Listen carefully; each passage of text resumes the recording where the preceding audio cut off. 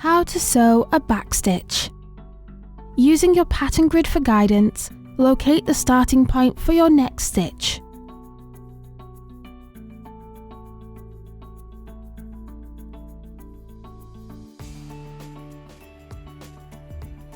Bring your threaded needle up from the reverse of the Aida one stitch before the starting point.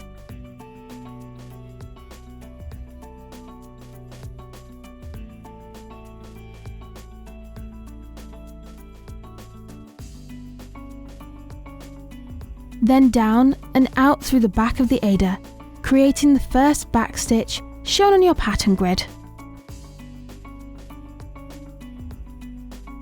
Next, you'll come out the front again, one stitch ahead, following the direction of the stitches in your pattern. There'll be a gap between the two holes worked.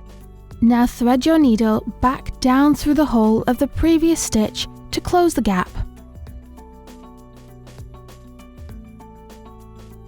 Each stitch is worked by making one step forward, then one step back.